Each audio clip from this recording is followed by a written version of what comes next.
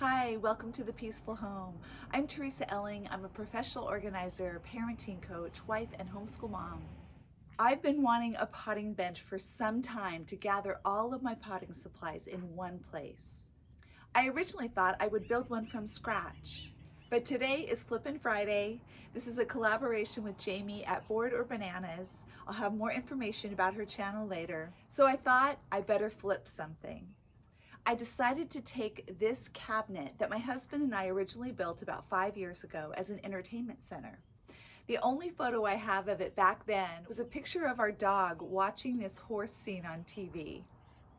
We custom built this to fit in this little alcove or nook in our family room. When we moved to our new home, it ended up on the front porch, mainly for river shoes and hiking boots, and of course a lot of clutter. I decided to start with that as the base, and my husband helped me build this hutch up on the top to complete the project. I'll quickly go through the steps that we took, how I styled it, and I'll show you a reveal at the end.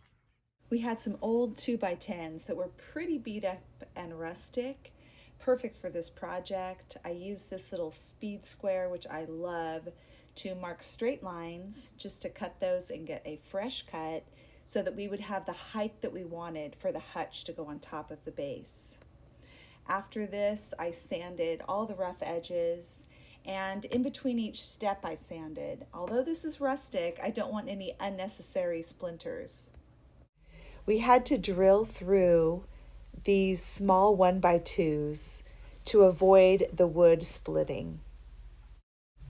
Then we attached them to the inside of our boards, and we created shelves with 1x3s. Once the shelves were in place, I measured the height and with a chop saw cut up a bunch of old boards that we had used from an old project in order to fill in the back. I did start by sanding the base and removing as much of the white paint as I could, and then I chose a dark stain and I applied that not too meticulously, but I did try to put it on fairly evenly. I just used an old paintbrush that I was willing to toss when I was done. Putting it over the white was really fun because you can see how it beaded up over the paint, and the raw wood really took in the stain, and I just used a rag to wipe off the excess. And then it was time to style the piece, and it was a lot of fun just trying to figure out where I was going to put things, and it took a lot of tweaking before I got it just right. My daughter even came by, and it was great to have a second set of eyes, and she tweaked a couple things and made it even better.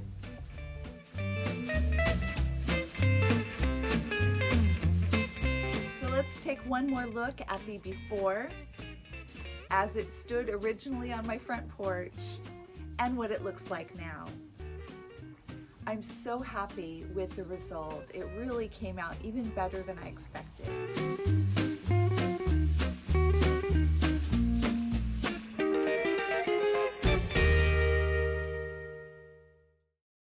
The top shelf is really more decorative, a pretty basket tipped on its side with some gardening books and an extra watering can that I had, along with this beautiful potted philodendron.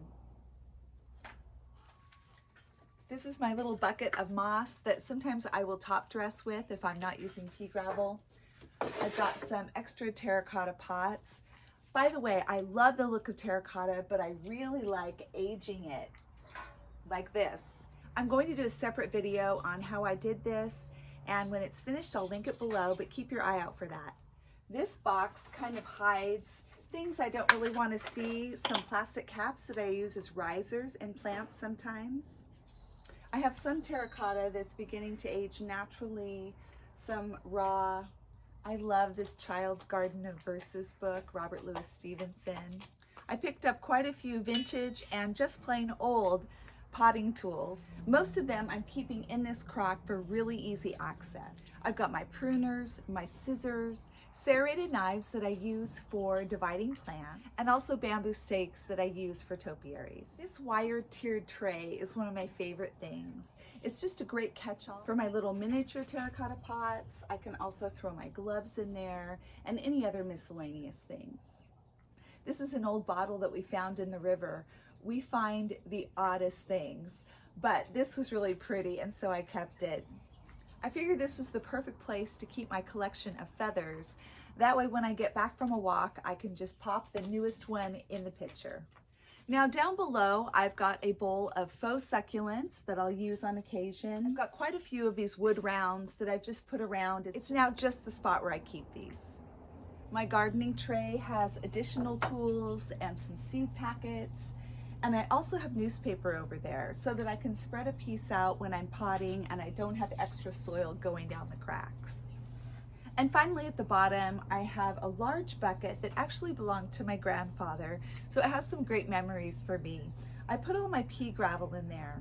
It's not washed yet, but as I use it and I do a rinse, the pebbles are just beautiful. The other bucket holds potting soil. The basket in the middle holds more ugly things. Those black plastic pots plants come in when you bring them home from the nursery. I like to keep some on hand for propagating, but they're just not very attractive. So I throw those, drip liners. I also keep window screen. It's my favorite tool to use to cut out and put in the bottom of a pot to cover the drainage hole. A lot of people use coffee filters for this. In just a minute, I'm going to show you a hack for how you can have a similar potting bench if you don't have a potting bench. But first I want to talk a little bit more about border bananas. Jamie has an amazing channel full of DIYs, thrift hauls, and flips. Her channel is linked below in the description box. I encourage you to head over there and let her know I sent you. If you're here from the playlist, welcome. I hope you'll consider subscribing if you enjoy content all things home and family. Okay, so what if you don't have a potting bench? You can use a bookcase, you can use a small dresser, even a table. You really can use just about anything. And then style it with things similar to what I put out here. A couple of potted plants, a basket full of empty pots, a bucket of soil, and you'll get a similar look using what you have or maybe what you've thrifted without having to build something. Now, because we started with our original piece, we used reclaimed wood and leftovers from other projects. This potting bench cost me absolutely nothing. Except for the soil, the pea gravel, and the moss, every single thing on this potting bench has been thrifted. I'll link below my summer project haul where I show you most of the things that I thrifted. Thank you for joining me today on the Peaceful Home for this fun flip project. Have a great day.